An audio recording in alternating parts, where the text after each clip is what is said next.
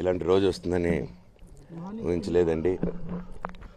నిజంగా మీడియా మిత్రులకి, ముఖ్యంగా ఇద్దరు అన్నలకి నా క్షమాపణలు. మా నాన్న తరపున, మా అన్న తరపున నేను సారీ అడుగుతున్నాను. నేను నీ తమ్ముడు అనుకోండి, మీ వాడిని అనుకోండి, మీకు నీ తోడుంటాను. మీకు ఏదున్నా నాకు ఫోన్ చేసేదండి. నేను ఎప్పుడు ఒక్క కాల్ దూరంలోనే ఉంటాను. I will always be there to support you and your family. And I'm sorry, నా కోసం సపోర్ట్ చేసేదానికి వచ్చి మీకు ఇలా జరగడం నాకు చాలా బాధగా ఉంది. నా భార్య పేరు లాగుతున్నారు, 7 నెలల కూతురు పేరు లాగుతున్నారు. నేనేం అడగలేదు, సొంత కాళ్ళ మీద పనిచేస్తున్నాను. మా ఆవిడ కూడా వాళ్ళ ఇంటి వైపు ఏ డబ్బు తీసుకురాలేదు, వాళ్ళ ఇంట్లోనూ డబ్బు అడగలేదు, నేను అడగలేదు, ఆస్తి అడగలేదు. మా ఆవిడ 7 నెలలు గర్భవతిగా ఉన్నప్పుడు తనకి 7 నెలలు ఉన్నప్పుడు మా అంకుల్ వాళ్ళు ప్రతి ఒక్కరూ 7 నెలలు కాదు 7 నెలలు తను ప్రెగ్నెంట్గా ఉన్నప్పుడు మా అంకులు విజయవాడలో ఉంటారు. అండ్ ఇక్కడ కొంతమంది అంకులు నాన్నగారు బాగా క్లోజు. మనోజ్, నువ్వు ఎన్నో సంవత్సరాలు ఇంటి బయటగా ఉన్నావు, నీ సొంతంగా ఉన్నావు. మీ నాన్నగారు అమ్మగారు ఒకరే ఉన్నారు.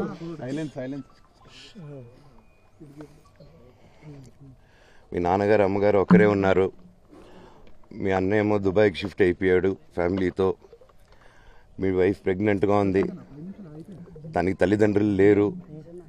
తనకి ఇప్పుడు మీ అమ్మ అవసరం ఉంది, పెద్దోళ్ళ అవసరం ఉంది. నువ్వు అక్కడే ఎలా చూసుకుంటావు అంటే, నాకు ఆ రోజు మా భార్య కూడా ఒకసారి వాళ్ళు అన్నీ చెప్తున్నారు కదా, ఎందుకండి ఒకసారి వినండి అంటే, సరే అమ్మా నీకోసం వస్తాను అని చెప్పి మళ్ళీ తిరిగి రావడం జరిగింది. అండ్ నేను ఈరోజు నా గురించి ఆరోపణలు వేస్తున్నారంటే అది నేనేం చెప్పలేను. ఓన్లీ మీకు ఆధారాలు మాత్రమే చూపించగలుగుతాను. ఇప్పుడు వాళ్ళు చెప్పి నేను చెప్పి ఇది కరెక్ట్ కాదండి. నేను ఎప్పటి నుంచో కూర్చొని మాట్లాడదాం అంటున్నాను. పిల్లలకి లోకల్లో అక్కడ లోకల్లో ఉండేది ఎవరో కాదండి, మా బంధువులే అండి అందరూ. ఆ చుట్టుపక్కల గ్రామాలందరూ మా నానమ్మ ఊరు, మా అమ్మమ్మ ఊరు అందరూ మా వాళ్ళండి. వాళ్ళ పిల్లలు, మనవాళ్ళు, వాళ్ళ బంధువులు. సో వాళ్ళకి అన్యాయం, వాళ్ళు అర్జీలు పెట్టుకున్నారు, వాళ్ళు లెటర్లు పంపించారు, వాళ్ళన్నీ చేశారు. నేను వాళ్ళకి సపోర్ట్గా మద్దతుగా నిలబడి ఏమైంది నేను అడిగేసరికి వినయ్ అతనికి ఫోన్ చేశాను, మెసేజ్లు పెట్టాను. సార్ వాట్ ఈస్ హ్యాపెనింగ్, నేను కావాలంటే కాళ్ళ మీద కూడా పడతానండి, ఈ ఇష్యూ క్లియర్ చేయండి, మాట్లాడుకుందాం అంటే చాలా దురుసుగా రిప్లైలు పెట్టారు. నేను ప్రతిదీ ఈరోజు సాయంత్రం 5:30కి ప్రెస్ మీట్ పెట్టి ఇన్నాళ్ళు ఆగానండి, ఇంకా ఆగలేను. ఈరోజు ఈవినింగ్ ప్రతిదీ చెప్పేస్తాను. ఆ రోజు నేను పోలీసు సపోర్ట్ అడిగినప్పుడు స్టేషన్కి 100కి ఎందుకు ఫోన్ చేశాను, ఆ 100 దగ్గర నుంచి నేను పర్మిషన్ ఇస్తున్నాను, నాకు ప్రాబ్లం లేదు, మీరు ఒప్పుకుంటే మీ వల్ల అయితే 100లో నేను ఏం మాట్లాడానో మీరు తీసుకొని వినండి. ఆ రోజు ఆ హీట్ మూమెంట్లో జరిగిన మూమెంట్లో మాట్లాడాను. ఇంట్లో 10 బండ్లు ఉన్నాయి, అందరూ ఉన్నారు ఇంట్లో. మరి ఇన్ని బండ్లు ఉంటే ఇంట్లో ఎవరికైనా ఏదైనా అయితే కారుల్లో తీసుకెళ్తాం. ఆ రోజు 108 అంబులెన్స్ వచ్చింది మా ఇంటికి. ఈ విషయం ఎవరికైనా తెలుసా? పోలీసులు కూడా తెలుసు, అది ఎస్ఐ గారికి తెలుసు. అది బయటికి రాదు, కానీ రికార్డులో ఉంటుంది కదండి, అది కనుక్కోండి సార్ 108 ఎందుకు వచ్చిందని. అండ్ నిన్ను ప్రతిదీ నేను కొడుతున్నాను, ఇది చేస్తున్నాను అన్నారు కదా సార్, సీసీటీవీ కెమెరాలు తెప్పిండి సార్.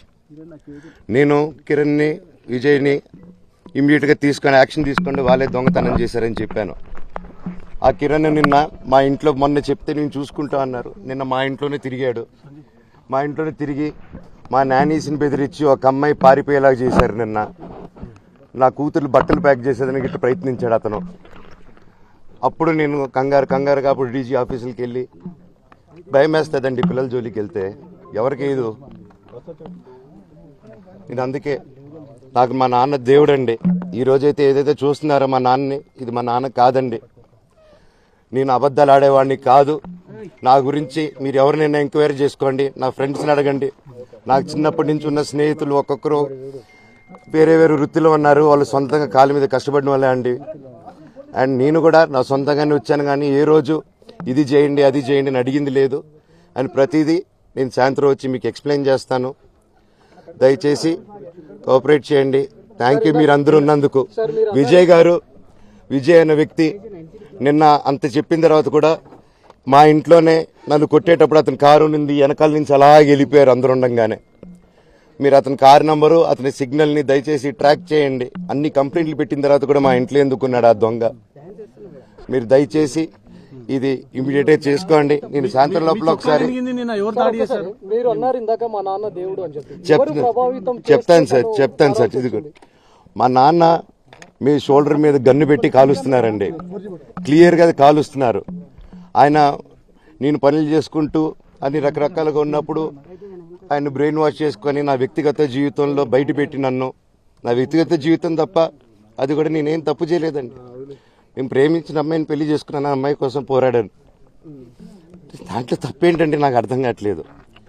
అండ్ ఈరోజు వచ్చి 10 మందికి నిలబడినప్పుడు నేను చెడ్డోడిని అయిపోయాను.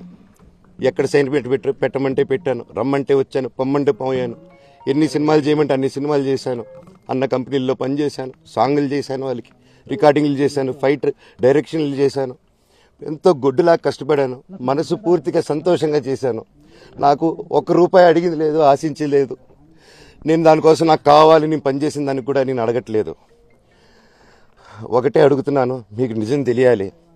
అందుకోసమే ఏంట్రా వీడు అన్ని బయట పెడుతున్నాడు అనుకోవచ్చు, కానీ ఈరోజు నాకు భార్య పిల్లలు ఉన్నారండి.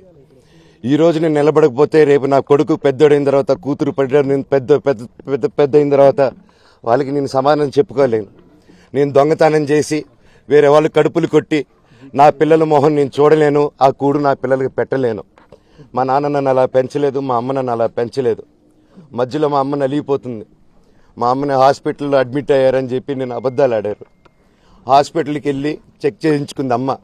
నువ్వు వెళ్ళిపో ఇంట్లో నుంచి, నువ్వు వెళ్ళిపోతే వీడిని చూసుకుంటావు మేమంటే, మేము మంచిగా మాట్లాడి పంపిస్తా అంటే నమ్మి ఆవిడ 3 రోజుల నుంచి దడదడగా ఉంటే వెళ్ళింది ఇల్లమ్మ. అంటే ఏజీకి వెళ్ళడం వాస్తవం చూపించుకొని ఇమీడియట్గా మా అన్నింటికి వెళ్ళిపోయి అన్నింట్లో పడుకున్నారు.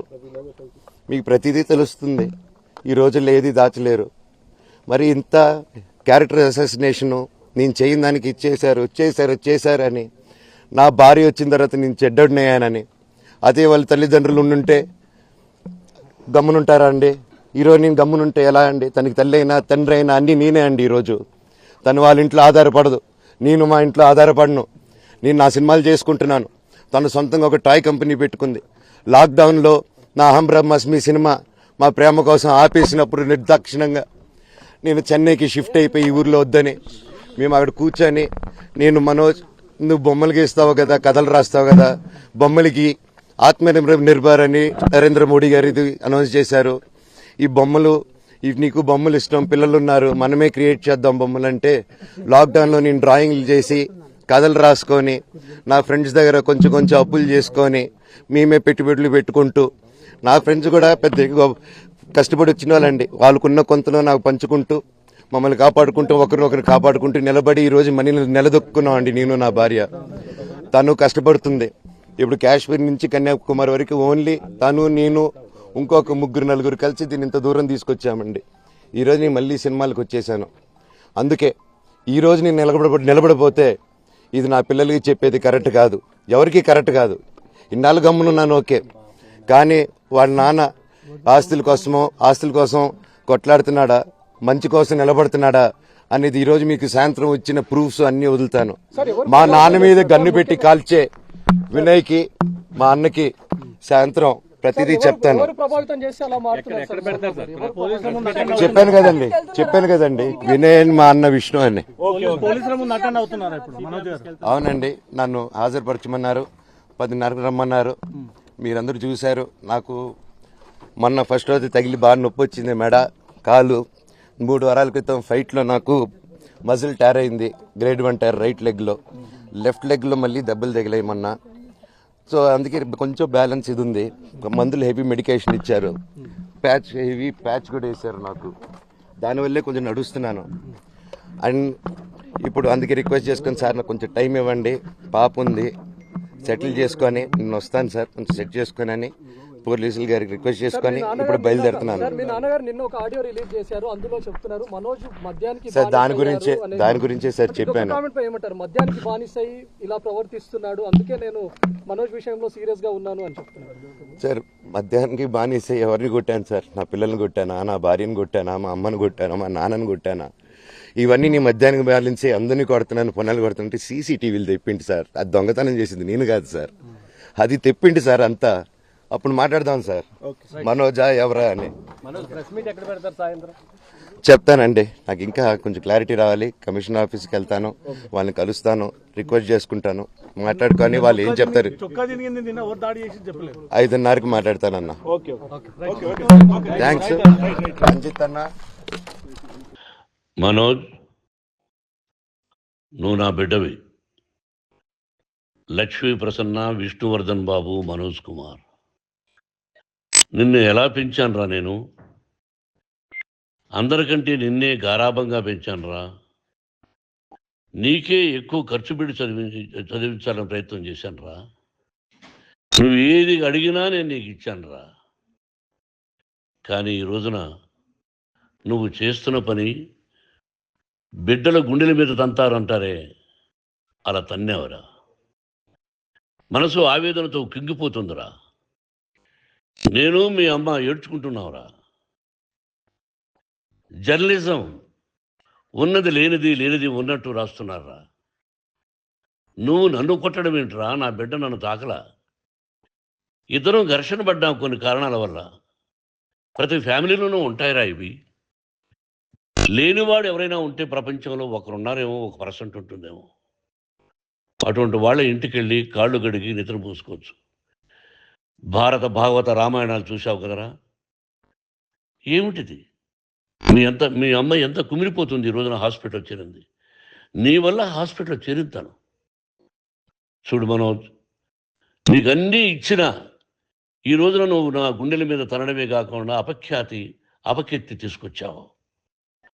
ఏదేదో రాశావు, ఏదేదో చెప్తున్నావు. కొంతమంది జర్నలిస్టులు ఉన్నది లేనిది, లేనిది ఉన్నట్టు రాసేవాళ్ళ తత్వం వాళ్ళకి. ఎందుకంటే టీఆర్పీ పెరగాలి. ఇది వాళ్ళ నైజం. మనం మార్చలేము. వాళ్ళందరి మీద మన కోర్టుకు వెళ్ళలేము. వాక్ స్వాతంత్రం అంటారు, ప్రజాస్వామ్యం అంటారు. ప్రజాస్వామ్యంలో కూడా కొన్ని హద్దులు ఉన్నాయి. ఇది నీకు తెలుసు అనుకున్నా. ఎంత మంచి నటుడివి నువ్వు. నీ భార్య మాటలు విని తాగుడుకు అలవాటు పడిపోయావు. వింటున్నావా మనోజ్? ఎవరిని నమ్మాలో ఎవరిని నమ్మకూడదో పరిస్థితి తీసుకొచ్చావు. విద్యాలయాలు ఎంత గొప్పవిరా. మనం 25% కులమతాలకు అతీతంగా ఫ్రీ ఎడ్యుకేషన్ ఇస్తున్నాంరా. క్యాస్ట్ అనేది తీసేశాను రా 92లో ప్రాస్పెక్ట్స్లో. నువ్వు చదువుకున్నావురా. అక్కడ చదువుకున్న బిడ్డలు ఐఏఎస్, ఐపీఎస్ అయ్యారురా. ఎంతోమంది గొప్పవాళ్ళు అయ్యారురా. నువ్వు నటుడుగా ఎంతో గొప్పవాడివి. తాగుడికి అలవాడబడి నువ్వు నీ భార్య ఇంట్లో బిహేవ్ చేస్తున్న విధానం ఆ భగవంతుడు సర్వేశ్వరుడు తెలుసు. భగవంతుడు చూస్తున్నాడు రా. నేను తప్పు చేసినా, నువ్వు తప్పు చేసినా, ఎవరు తప్పు చేసినా. ఎంత అవకాశం ఇచ్చావు మాట్లాడుకునేదానికి అందరికీ. ఇన్ని సంవత్సరాల్లో మన విద్యాలయాల్లో ఒక్క తల్లి కానీ ఒక తండ్రి కానీ ఏమైనా చెప్పారా? ఆ బిడ్డలు మన బిడ్డలు రా. మీరెంతో నాకు అక్కడ ఉన్నవాడు కూడా నా కూతుర్లు, నా కుమారులు. ఎంతమందికి ఫ్రీ ఎడ్యుకేషన్ ఇస్తున్నావు.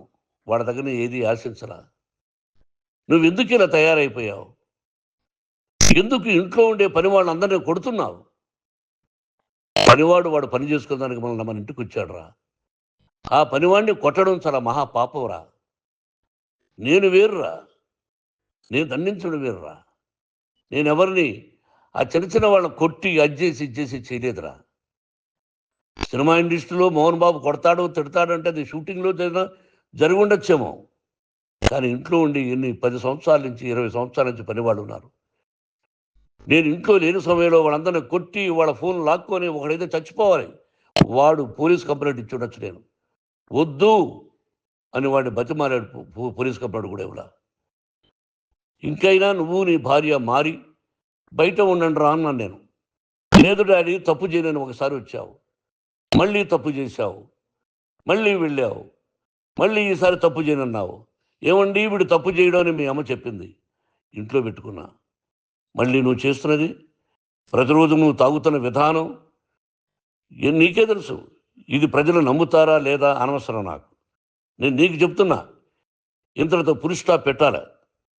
3 రోజుల నుంచి రకరకాలుగా రాస్తున్నప్పుడు నా మనసు ఆవేదనతో ఉంది. మళ్ళీ మళ్ళీ చెప్తున్నా, Mohan Babu university is greater than temples. Greater than temples. బిడ్డలను కాలేజీలో చేర్చుకునే ముందు చెప్తారు, అన్నయ్య ఎంత ఉంది యూనివర్సిటీ రూల్స్, ఇది మా పద్ధతి, మీకు ఇష్టమైతే చేర్చండి. గవర్నమెంట్ బిడ్డలను గవర్నమెంట్ ఏమి ఇస్తుందో ఇంత పర్సంటేజీ, వాళ్ళకు కూడా మీ దగ్గర ఎందుకు డబ్బు తీసుకుంటున్నాం అంటే దానికి అర్థం పరమార్థం చెప్పాము. దొంగతనంగా తీసుకోలేదు, ప్రతి దానికి చెక్కులు ఉన్నాయి, అది అకౌంట్ ఉంది. దానిలో తప్పులు జరిగితే డిపార్ట్మెంట్ ఉంది. కాలేజీలో ఇంకేదైనా తప్పు జరిగితే గవర్నమెంట్ ఉంది. ఇవన్నీ నీకు తెలుసు. ఈ రోజున ప్రపంచంలో నేను నెంబర్ 1గా చేయాలని మీ అన్న కష్టపడి ఇతర దేశాల్లో నెంబర్ 1 యూనివర్సిటీ టైఅప్ చేశాడు. ఈ రోజు నువ్వు చేసిన విధానం ఏమిటి? నువ్వే ఒకప్పుడు నాకు ఇవి ఏమొద్దు, నేను యాక్టింగ్ అన్నావు. ఈ రోజున ఏం చేస్తున్నావు? విద్యాలయాల మీద పడ్డావు. తల్లిదండ్రులు చాలా గొప్పవాళ్ళరా. కొంతమందికి డబ్బు కట్టలేకపోవచ్చు, కట్టని వాళ్ళకు కొంత సహాయం చేసాం, అంతా సహాయం చేయలేము. బ్యాంకుల్లో డబ్బు కట్టాలి, లెక్చరర్స్కి డబ్బులు ఇవ్వాలి, యూనివర్సిటీ బ్రహ్మాండంగా నడపాలంటే మంచి లెక్చరర్స్ కావాలి. ఇవన్నీ తెలిసి చేస్తున్నావురా 32-33 సంవత్సరాల నుంచి. అది పక్కన పెడితే అందరినీ కొట్టడానికి వస్తావు, మీ అన్నం తిడతావు. ఒక వ్యక్తి వినయ్ గారని ఆయన వ్యక్తి హెల్ప్ చేయడానికి వస్తే ఆ వినయ్ ఎవరు లజ్జాగుడికి చంపేస్తాను వాడు అన్నావు. ఇవన్నీ ఎంత తప్పురా. అంటే మీ నాన్నగారికి ఎవరు సహాయం చేయడానికి వస్తే వాళ్ళందరినీ లజ్జా కొడుకులు అంటావు, చంపేస్తానంటావు. మీ అన్నను చంపేస్తానన్నావు. చంపరా చూద్దాం మీ అన్న, నేనే అన్నా. తాకరా నీ ధైర్యం ఉంటే అన్నా. ఎంతమందిని చంపాలనుకుంటున్నావు, ఎంతమందిని చేయాలనుకుంటున్నావు, నువ్వు ఏం సాధించాలనుకుంటున్నావు ఆలోచించుకో. ఈ ఇంట్లోకి అడుగు పెట్టడానికి నీకు అధికారం లేదు. ఇది నా కష్టార్జితం. మా నాన్నగారు 10 రూపాయలు 10 పైసలు కూడా ఇవ్వలేదురా. మంచి జన్మనిచ్చాడు మా నాన్నగారు. మద్రాసుకు వెళ్ళి వీధుల్లో అడుగు తిన్నాను రా. ఒక పూట కూడా భోజనం లేకుండా అడుగు తిన్నాను రా. న్యాయంగా మోహన్ బాబు తిడతాడు కొడతాడంటారు కానీ మోసగడనం లేదురా. నీట్ పార్లమెంటేరియన్గా బయట వచ్చాను రా. నువ్వు నా పరువు ప్రఖ్యాతులు మంట కలిపావు. ఏమిటి నేను చేసిన అన్యాయం? నీకు జన్మనిచ్చాను, అదా నేను చేసిన పాపం. అందుకే ఇది నా ఇల్లు అన్నావు. నువ్వు నీ ఇల్లు కాదు, నీ కష్టార్జితంతో నువ్వు సంపాదించుకున్న ఇల్లు నీది. ఇది నా డబ్బు, నా కష్టార్జితం. నా కష్టార్జితంలో నేను పిలిస్తేనే మీరు ఇంట్లోకి రావాలి. అటువంటిది పోగొట్టుకున్నావు నువ్వు. ఆస్తులు అంటావా, ముగ్గురికి సమానంగా రాయాలా లేదా అది నా ఇష్టం. ఆస్తులు ఇస్తానా, లేకపోతే గంగపాలు చేస్తానా, లేకపోతే ఎవరికైనా దానధర్మాలు చేస్తానా, అది నాకు సంబంధించిందిరా, నా కష్టార్జితం రా. మీరు చేస్తున్న విధానం గుణగణాలు కావాలరా. మందు తాగచ్చురా, ఎంత తాగాలి? నేను కూడా 1 or 2 పెగ్స్ తీసుకుంటా. ఇది తప్పు కాదు, జనానికి తెలియాలి. నా డబ్బు ఇది. ఏ తాగి ఎవరిని కొట్లా, తాగి నేను తింటున్నా, అది ప్రజలకు అక్కర్లా. నేను తప్పు చేస్తేనే ప్రజలకు కావాలా. ఇవన్నీ ఉన్నాయిరా, ఇవన్నీ తెలుసుకో. జర్నలిస్ట్ సోదరులారా, మీకు నా గతాన్ని తెలుసు, నా భవిష్యత్తు, నేను ఎక్కడి నుంచి వచ్చాను కూడా మీకు తెలుసు. ఈ రోజున మీరు రాస్తున్న విధానం, నా బిడ్డ నన్ను కొట్టాడన్నారు, ఎంత తప్పు. ఈ రోజున నా బిడ్డ మీద కోపంతో అవును చెప్పచ్చు, కాదు. వాడు నా మీద చెయ్యెత్తలేదు. నేను ఘర్షణ పడ్డాం. ఘర్షణ వేరు, కొట్టుకోవడం వేరు. గాయాలతో హాస్పిటల్కి వచ్చి కుంటుకుంటుగా నడిచాడు. మళ్ళీ ఏమని పోలీస్ స్టేషన్కి వెళ్ళి చెప్పాడు. ఎవరో 2 ఉన్నారు, వాళ్ళిద్దరూ నా మీద దాడి చేశారన్నాడు. నా ఇంట్లో పనిచేస్తున్న వ్యక్తుల గురించి పోలీస్ స్టేషన్కి వెళ్ళి చెప్పవలసిన అవసరం అతనికి లేదు, హక్కు లేదు. పోలీస్ డిపార్ట్మెంట్ కూడా తెలుసుకోవాల్సిన విషయం. నా ఇంట్లో ఉండే వర్కర్స్ మీద నేను కంప్లైంట్ ఇవ్వాలి. నువ్వు పర్మిషన్ లేకుండా నా ఇంట్లోకి నువ్వు చొరబడి ఈ ఇల్లు నాదంటూ ఇంట్లో పనిచేస్తున్న వర్కర్స్ మీద కంప్లైంట్ ఇచ్చావు. అది ఎంతవరకు పోలీసు న్యాయమో రూల్సో చూద్దాం. పోలీస్ డిపార్ట్మెంట్ ఇంటికి వచ్చింది, వాళ్ళకి రాశాను ఉత్తరం, అయ్యా నేను సీనియర్ సిటిజన్ని, నాకు రక్షణ లేకుండా ఉంది, నా బిడ్డ వల్ల నా ఇంట్లో నుంచి నా బిడ్డను పంపించేసి ఇది నా ఇల్లని. వాళ్ళు నాకు సమాధానం ఇవ్వలేదు, ఇవ్వకపోగా ఎవరిని పట్టించుకోలేదు. ఇప్పుడు పోలీసు వాళ్ళు వచ్చి ఏమండి రూల్స్ ప్రకారం నా బిడ్డ ఇంటికి రాకూడదంటే మాకు హయ్యర్ డిపార్ట్మెంట్ హయ్యర్ అథారిటీ వాళ్ళు ఫోన్ చేశారు, మీరు ఎవరిని స్టాప్ చేయొద్దండి, బయట నుంచి ఎవరైనా వస్తే వాళ్ళని స్టాప్ చేయండి అన్నారు. 2 రోజుల నుంచి 10 మంది 20 మంది వస్తున్నారు. వాళ్ళు అలా చూస్తూ నిలబడ్డారు, వాళ్ళు ఫోటోలు తీసుకున్నారు, వాళ్ళ మీద మళ్ళీ వదిలేస్తున్నారు. ఎవరిని నిందించాలి?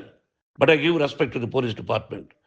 వాళ్ళకి ఎవరు ఏ అధికారి ఫోన్ చేశాడో ఆ అధికారికి ఏ పొలిటీషియన్ చేశాడో అది వాళ్ళకే వదిలేస్తున్నా. కాబట్టి వాళ్ళు పోలీస్ కంప్లైంట్ ఇచ్చినా కూడా మేము సంబంధం లేదని అంటున్నారు. కాబట్టి నేను నా బిడ్డను నిన్ను నాపు చేస్తున్నా. నువ్వు ఇంట్లోకి వచ్చే అధికారం నీకు లేదు. నువ్వు వచ్చి నీ బిడ్డను తీసుకెళ్ళు, సంతోషం. నువ్వు రాలేదు, నీ బిడ్డను జాగ్రత్తగానే చూసుకుంటావు. Take care your daughter, that's all. మీ అమ్మ హాస్పిటల్లో అడ్మిట్ అయింది. రేపో ఎల్లుండో మీ అమ్మను పిలిపించి బాగైన తర్వాత ఇదిగో నువ్వు నీ కొడుకు బిడ్డను తీసుకెళ్ళి వాడికి అప్పచెప్పని చెప్తాను పోలీసు వాళ్ళ ఆధ్వర్యంలో. ఇది 100% జర్నలిస్టు సోదరులారా పులి స్టాప్ పెట్టండి. మీకు కుటుంబాలు ఉన్నాయి, మీ యజమానులకు కుటుంబాలు ఉన్నాయి. మీ కుటుంబాల విషయాలు, మీ యజమానుల కుటుంబాల విషయాలు మేము ఎవరు జోక్యం చేసుకోవాలా. మేము నటీనటులం. మాది తప్పుంటే నటుడుగా నన్ను ఫెయిల్యూర్ అని రాయండి, నా నటన బాగలేకపోతే రాయండి. బట్ ఇంటి లోపల సందులో నుంచి చూస్తూ తప్పు చేస్తున్నామని ఉన్నది లేనిది ఉన్నట్టు రాయకండి. మీకు నా హృదయపూర్వక నమస్కారాలు. ఇన్ని రోజులు హృదయపూర్వకంగా ఎంకరేజ్మెంట్ చేశారు. ఆ ఎంకరేజ్మెంట్కు నమస్కారం చేసుకుంటూ I love you all. I love you police department. మీరు న్యాయంగా ధర్మంగా నడుచుకోండి, ఎవరికి తొత్తుల్లాగా ఉండొద్దండి అని మనవి చేసుకుంటూ నేను సెలవు తీసుకుంటాను. Thank you very much for all the journalist. ఇక్కడ పులి స్టాప్ పెట్టండి, పులి స్టాప్ పెట్టండి. Thank you very much.